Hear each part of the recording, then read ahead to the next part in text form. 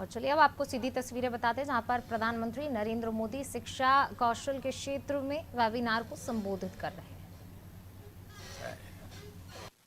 इन sectors से जुड़े मौजूदा उद्योगों और स्टार्टअप्स के लिए हमें ट्रेन मैन पावर की आवश्यकता है। एनिमेशन, विजुअल इफेक्ट, गेमिंग और कॉमिक, इस सेक्टर के विकास के लिए टास्क फोर्स का गठन इसमें बहुत मदद करने वाला है। इसी तरह अर्बन प्लानिंग और डिजाइनिंग देश की जरूरत भी है और युवाओं के लिए अवसर भी है। आजादी के अमृत काल में भारत अपने अर्बन लैंडस्केप को ट्रांसफॉर्म करने की तरफ तेजी से बढ़ रहा है। इसलिए AICTE जैसी संस्थानों से देश की ये विशेष अपेक्षा है कि इससे जुड़ी पढ़ाई और ट्रेनिंग में निरंतर सुधार हो। साथियों, एजुकेशन सेक्टर के द्वारा हम आत्मनिर्भर भारत के अभियान को कैसे सशक्त करेंगे, इस पर आप सभी के इनपुट्स देश के काम आएंगे। मुझे विश्वास है कि हम सभी के साझा प्रयासों से बजट में तय लक्ष्यों को हम तेजी से लागू कर पाएंगे। मैं ये भी कहना चाहूंगा कि हमारी प्राथमिक शिक्षा है गांव तक। अनुभव ये आ रहा है कि स्मार्ट क्लास के द्वारा, एनिमेशन के द्वारा,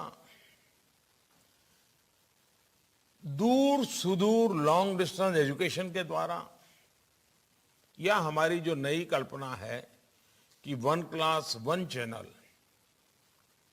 गांव तक हम अच्छी क्वालिटी की शिक्षा का प्रबंध कर सकते हैं। बजट में इसका प्रावधान है, हम इसको लागू कैसे करें। आज जब हम बजट को लेकर के चर्चा कर रहे हैं तो आज अपेक्षा ये नहीं है कि बजट कैसा हो, क्योंकि वो तो हो गया। अब अपेक्षा आपसे ये है कि बजट की जो चीजें हैं वो जल्दी से जल्दी हम सीमलेसली नीचे लागू कैसे करें। आपने बजट का अध्ययन किया होगा, आप फील्ड में काम करते हैं। बजट और आपके काम और एजुकेशन डिपार्टमेंट की, स्किल डेवलपमेंट डिपार्टमेंट की अपेक्षाएं, इन तीनों को मिला करके अगर हम एक अच्छा रोड मैप बना देते हैं, हम टाइम बाउंड काम की रचना कर देते हैं। हमारे यहां आपने देखा होगा कि बजट हमने करीब 1 महीना प्रीपोन कर दिया। पहले बजट 28 फरवरी को होता था, अब इसको 1 फरवरी को ले गए। क्यों? तो बजट 1 अप्रैल से लागू हो उसके पहले बजट पर हर कोई डिटेल व्यवस्था कर ले, ताकि 1 अप्रैल से ही बजट को हम धरती पर उतारना शुरू कर सके, हमारा समय बर्बाद ना हो। और मैं चाहूंगा कि आप लोग उसमें काफी, अब जैसे आपने देखा होगा, ये ठीक है, कुछ चीजें ऐसी हैं जो एजुकेशन डिपार्टमेंट से जुड़ी हुई नहीं है। अब देश ने सोचा है कि बहुत बड़ी मात्रा में सैनिक स्कूलों को हम पब्लिक प्राइवेट पार्टनरशिप मॉडल की ओर आगे बढ़ेंगे। अब सैनिक स्कूल कैसे हो, पब्लिक प्राइवेट पार्टनरशिप का मॉडल क्या होगा, डिफेंस मिनिस्ट्री उसके लिए बजट देने वाली है। तो सैनिक स्कूल जो है बनेंगे, उसके टीचर की स्पेशल ट्रेनिंग कैसे होगी। आज जो हमारे टीचर्स ट्रेनिंग की व्यवस्थाएं हैं, उसमें सैनिक स्कूल के टीचर्स की स्पेशल ट्रेनिंग, क्योंकि उसमें फिजिकल पार्ट भी होगा, उसको हम कैसे कर सकेंगे। उसी प्रकार के स्पोर्ट्स हमारे देश में इस ओलंपिक के बाद स्पोर्ट्स ने एक विशेष आकर्षण पैदा किया है। स्किल की दुनिया का ये विषय तो है ही है, खेल जगत का भी है, क्योंकि टेक्निक, टेक्नोलॉजी, इसने भी अब स्पोर्ट्स में बहुत बड़ी जगह बना ली है। तो हम जब ये सोचते हैं उसमें हमारा कोई रोल हो सकता है। क्या कभी हमने सोचा है जिस देश में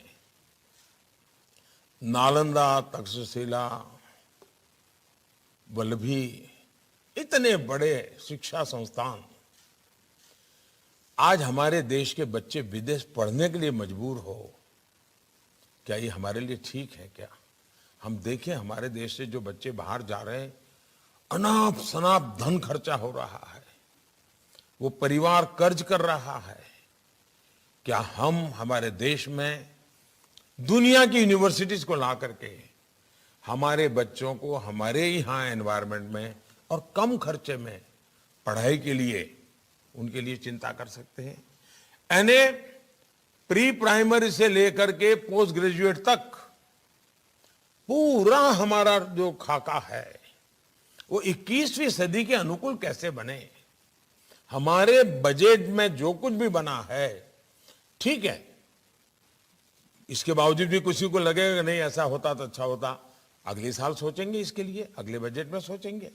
अभी तो जो हमारे पास उपलब्ध बजट है उस बजट को हम धरती पर कैसे उतारें, अच्छे से अच्छे ढंग से कैसे उतारें, ऑप्टिमम आउटकम कैसे मिले, आउटपुट नहीं, ऑप्टिमम आउटकम कैसे मिले। अब जैसे अटल टिंकरिंग लैब, अटल टिंकरिंग लैब काम देखने वाले लोग अलग है, लेकिन संबंध तो उसका किसी न किसी एजुकेशन सिस्टम के साथ जुड़ा हुआ है। हमें इनोवेशन की बात करनी है तो अटल टिंकरिंग लैब को हम कैसे आधुनिक बनाएंगे। यानी ये सारे विषय ऐसे हैं कि बजट के परिप्रेक्ष्य में और नेशनल एजुकेशन के परिप्रेक्ष्य में ये पहला बजट ऐसा है जो हम तुरंत लागू करके आजादी के इस अमृत महोत्सव में अमृत काल की नींव रखना चाहते हैं। और मैं चाहता हूं कि एक बहुत बड़ा परिवर्तन हमें लाना जरूरी है आप सभी स्टेक होल्डर्स के साथ। आप जानते हैं जब बजट प्रस्तुत होता है उसके बाद एक ब्रेक पीरियड होता है और सभी सांसद मिलकर के छोटे छोटे छोटे ग्रुपों में बजट की बारीकी से चर्चा करते हैं और बहुत ही अच्छी चर्चा होती है, अच्छी चीजें उसमें जो उभर करके आती है। लेकिन हमने उसको एक दायरा और बढ़ाया, सांसद तो इन दिनों ही कर रहे हैं लेकिन अब हम सीधे डिपार्टमेंट के लोग स्टेक होल्डर के साथ बात कर रहे हैं। यानी हमने एक प्रकार से सबका प्रयास, ये जो मैं कह रहा हूं ना, सबका साथ, सबका विकास, सबका विश्वास, सबका प्रयास, इस बजट में भी सबका प्रयास ये बहुत आवश्यक है। बजट ये सिर्फ आंकड़ों का लेखा जोखा नहीं है जी। बजट अगर हम सही ढंग से सही समय पर सही तरीके से उपयोग करें तो हमारे सीमित संसाधनों से भी हम बहुत बड़ा परिवर्तन ला सकते हैं। और ये तब संभव होता है कि बजट से क्या करना है क्लैरिटी अगर सबके मन में आ जाए। आज की चर्चा से एजुकेशन मिनिस्ट्री, स्किल मिनिस्ट्री, उनको भी बहुत बड़ा लाभ होगा क्योंकि आपकी बातों से पक्का होगा कि ये बजट बहुत अच्छा है, टिकना है, लेकिन इसमें ये करेंगे तो मुश्किल होगा, ये करेंगे तो ठीक होगा। बहुत प्रैक्टिकल बातें उभर करके आएगी। खुल करके आप अपने विचार रखिए। मूल बात है तत्वज्ञान की चर्चा नहीं है, व्यवहार जीवन में इसको धरती पर कैसे उतारना, अच्छे ढंग से कैसे उतारना, सरलता से कैसे उतारना, सरकार और सामाजिक व्यवस्था इसके बीच में कोई दूरी ना हो, मिलकर के काम कैसे हो, इसलिए ये चर्चा है। मैं आप सबका फिर से एक बार जुड़ने के लिए धन्यवाद करता हूं। पूरे दिन भर जो आपकी चर्चाएं चलेगी उसमें से बहुत ही अच्छे बिंदु निकलेंगे जिसके कारण डिपार्टमेंट तेज गति से निर्णय कर पाएगा और हम ऑप्टिमम हमारे संसाधनों का उपयोग करते हुए हम अच्छा आउटकम के साथ अगले बजट की तैयारी करेंगे। मेरी आप सबको बहुत बहुत शुभकामनाएं हैं। बहुत बहुत धन्यवाद।